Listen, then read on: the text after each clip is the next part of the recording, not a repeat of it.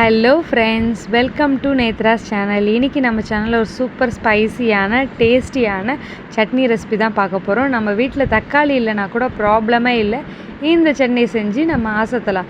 வாங்க எப்படி பண்ணலான்றதை பார்க்கலாம். அதுக்கு முன்னாடி இந்த சேனலை இப்போ தான் ஃபஸ்ட் டைம் பார்க்குறீங்கன்னா மறக்காமல் சப்ஸ்கிரைப் பண்ணிக்கோங்க, கூட பெல் ஐக்கானை கிளிக் பண்ணுங்கள். வாங்க வீடியோக்குள்ளே போகலாம். ஃபஸ்ட்டு இந்த ரெசிபி பண்ணுறதுக்கு ஒரு கடாயில் 2 ஸ்பூன் அளவுக்கு ஆயில் ஆட் பண்ணிக்கலாம். ஆயில் ஹீட் ஆனதுக்கப்புறமா இது கூடவே 1 ஸ்பூன் அளவுக்கு உளுந்து ஆட் பண்ணிக்கலாம். உளுந்து லைட்டாக வதக்கி விட்டுட்டு இது கூடவே ஒரு கைப்பிடி, அதாவது 30லேருந்து 35 பல் பூண்டை இதில் ஆட் பண்ணிக்கலாம். ஆட் பண்ணி இதையும் நல்லா மிக்ஸ் பண்ணி விட்டுட்டு இது கூடவே பார்த்திங்கன்னா ஒரு 7லேருந்து 8 வரமிளகாய் ஆட் பண்ணிக்கலாம். காரத்திற்கு ஏற்ற மாதிரி நீங்கள் காரம் உங்கள் எப்படி சாப்பிடுவீங்களோ அதுக்கேற்ற மாதிரி கூட்டவோ குறைச்சலோ செஞ்சுக்கலாம்.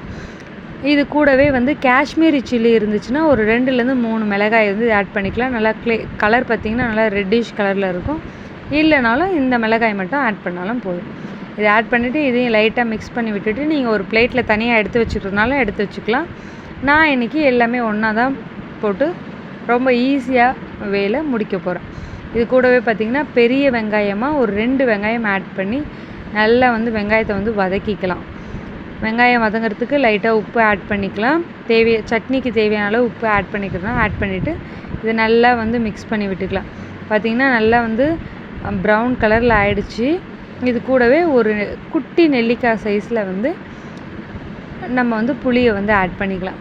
ஆட் பண்ணி நல்லா மிக்ஸ் பண்ணி விட்டுட்டு ஃப்ளேம் ஆஃப் பண்ணிவிட்டு இது நல்லா ஆறட்டும். கம்ப்ளீட்டாக ஆறுனதுக்கப்புறமா இதை ஒரு மிக்ஸி ஜாரில் ஆட் பண்ணிக்கலாம். ஆட் பண்ணி இது கூடவே பார்த்திங்கன்னா எல்லாத்தையும் ஆட் பண்ணிவிட்டு மிக்ஸி ஜாரில் ஆட் பண்ணிவிட்டு இது கூடவே கொஞ்சமாக உப்பு ஆட் பண்ணிக்கலாம். நான் கொஞ்சமாக வதங்கிறதுக்கும் இப்போவும் கொஞ்சம் சட்னிக்கு ஏற்ற மாதிரி ஆட் பண்ணிவிட்டேன். ஆட் பண்ணி நல்லா ஸ்மூத்தாக சட்னி அரைச்சிக்கணும். பார்த்திங்கன்னா இந்த அளவுக்கு ஃபைனாக சட்னி அரைச்சி எடுத்துக்கணும். தண்ணி எதுவும் ஆட் பண்ண தேவையில்லை. இது அப்படியே நல்லா கெட்டியாக அரைச்சி எடுத்துகிட்டு இப்போ இதை நம்ம தாளிச்சிக்கலாம். இதுக்கு பார்த்திங்கன்னா ஒரு ஸ்பூன் அளவுக்கு ஆயில் ஆட் பண்ணிக்கலாம். ஆயில் ஹீட் ஆனதுக்கப்புறமா கடுகு, உளுத்தம்பருப்பு, காஞ்ச மிளகாய், ஒரே ஒரு காஞ்ச மிளகாய் மட்டும் நல்லா கிள்ளி போட்டு கருவேப்பிலை இதில் ஆட் பண்ணிக்கலாம். இதெல்லாம் லைட்டாக பொரிஞ்சு வந்ததுக்கப்புறமா நம்ம அரைச்சி வச்சுருக்க சட்னியை இதில் ஆட் பண்ணிக்கலாம். இதில் ஆட் பண்ணி இது கூடவே தேவையான அளவுக்கு கொஞ்சமாக உங்களுக்கு எந்த அளவுக்கு தண்ணி தேவையோ அந்த அளவுக்கு தண்ணி இதில் ஆட் பண்ணி நல்லா மிக்ஸ் பண்ணி விட்டுக்கலாம். இது மிக்ஸ் பண்ணி விட்டுட்டு இது லைட்டாக ஒரு கொதி வந்ததுக்கப்புறம் பார்த்திங்கன்னா நல்லா ஆயில் பிரிஞ்சு நம்ம ஆட் பண்ண ஆயில் எல்லாம் உள்ளே அப்சர்வ் பண்ணிவிட்டு திரும்ப ஆயிலை ரிலீஸ் பண்ணும். பார்த்திங்கனாலே நல்லா தெரியும். ஆயில் எல்லாமே இந்த அளவுக்கு பிரிஞ்சு வந்ததுக்கப்புறமா ஃப்ளேம் ஆஃப் பண்ணிவிட்டு நம்ம சட்னியை சர்வ் பண்ணிடலாம். இது இட்லி, தோசைக்கு எல்லாமே சூப்பரான காம்பினேஷனாக இருக்கும். கண்டிப்பாக இதை ட்ரை பண்ணி பாருங்கள்.